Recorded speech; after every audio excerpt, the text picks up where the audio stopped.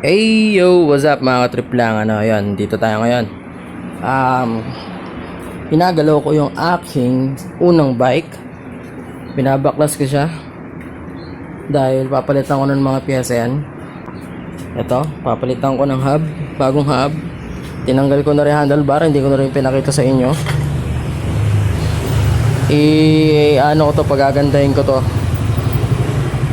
Kasi itong handle grip niya sobrang tigas niya, nahirap tanggalin dito, kaya napilitan na akong gupitin yung handle grip.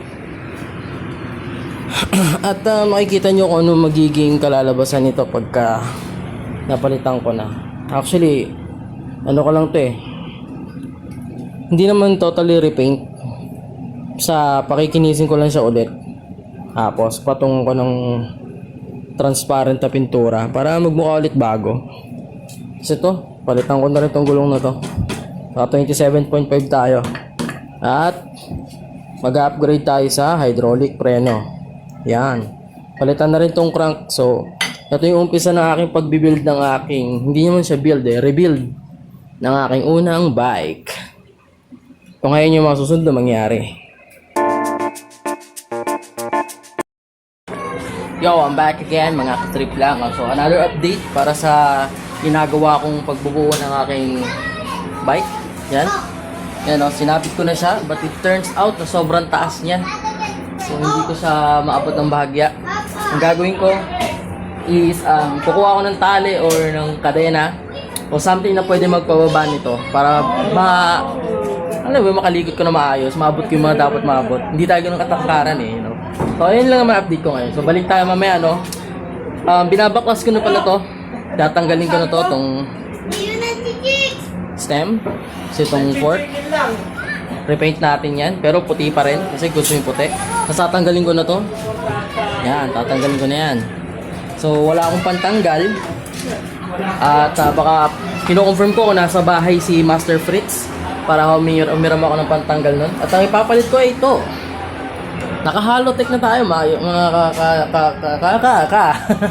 naka-halotech na tayo, mga yan, kaguhit, mga agrowing, dahil hindi tayo nakakapag-bike ng matagal, bagya, lumulobo tayo. Nakakamiss din mag-bike hindi lang dahil sa late yung pandemic na to, ang daming saradong ang daming saradong lugar na hindi mapuntahan, pero marami pa rin yung lugar na pwede puntahan, pero hindi ko pinupuntahan dahil medyo busy rin ako at busy rin yung mga kaibigan ko. Wala kami mga panahon minsan biglaan na lang yung aming ride, Pero anyway, update ko na lang ulit sa mga mangyari, Try ko pumunta kay Master Fritz niya.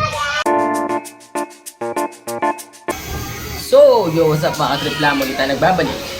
Ayun, umpisahan ko na yung yung baba. Mukha akong mataba. Umpisahan ko na yung unti-unting pagbabaklas dito sa frame ko na luma na hang. Ayun, pinakauna kong bike yan. Baklasin natin yan, tapos liliyahin, lalagyan ng transparent paint, tapos papalitan itong crank. Kadena, di pa ako nakabili. Pero nakabili na akong seat post and anything.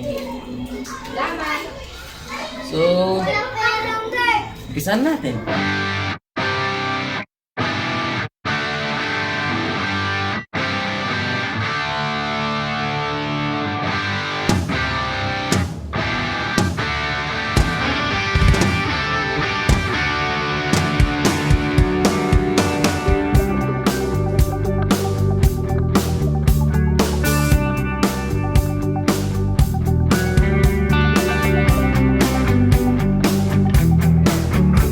Alright, baklas na yung mga dapat baklasin.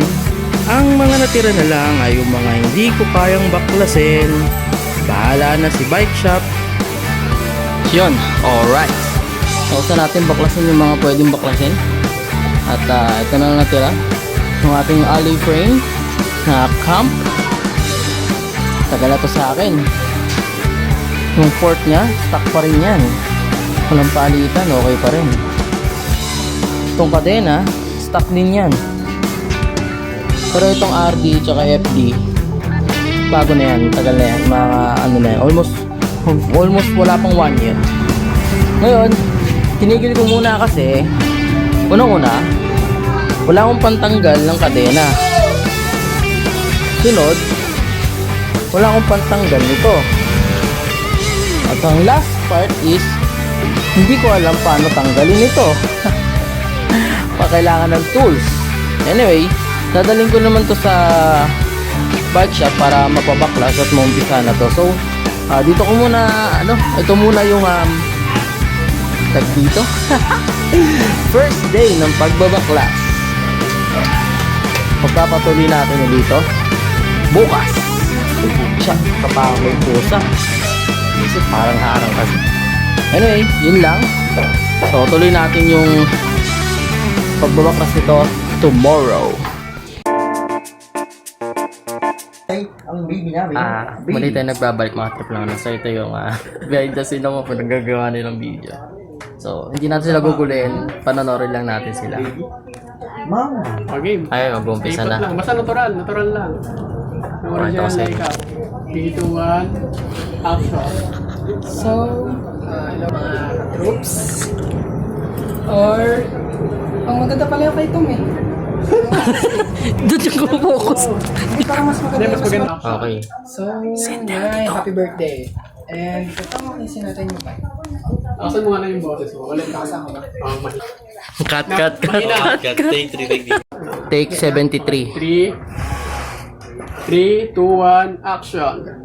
Hello ma, alam mo ba, nabilihan na kita ng bike na gusto mo? So ito yung hindi natin pinag-ipunan ko. Kasi alam ko gusto mong bike na medyo maliit eh. Kasi yung unang nabili ko sa'yo, medyo mataas, di mo abot, di ba? Kaya ngayon, binilang kita na may angkasan sa likod. 1, action.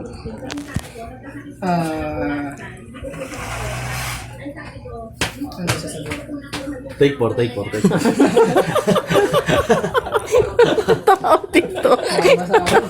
Kasi wala mo na yung pang-intro mo, ano ba? Huwag kasi mayaw. Good morning mga trip lang. Muli naman nagbabalik. At konting update lang madaling araw na. Hindi pa rin nakatulog. Puwet na naman ako. Ang oras natin is 5:47 ng umaga. At but anyway, actually yung last video na napanood nyo is 2 days ago na. Bago tong video na to. So yun lang. Nasabi ko lang. So sabihin, computer kasi ako. Laro ko ng paborito kong game yung Solitaire. Paborito ko yun. Pupuyat ako dito, tas music. And music ako. Ininako mo na yung music. Ngayon, ang plano ngayon is nag-usap kami ni Kael kagabi na once na dahil magra-ride siya, morning ride nakabili na siya bagong bike.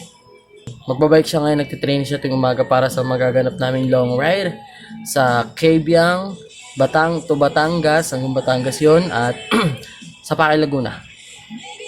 So, ang majority vote is maraming bumoto sa Cabiang.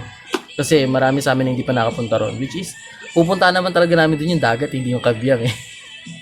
Ayun, so, nagdadalawang isip ako, magra-ride ako ngayon, magpa-practice. So, actually, humina na ako pumadyak.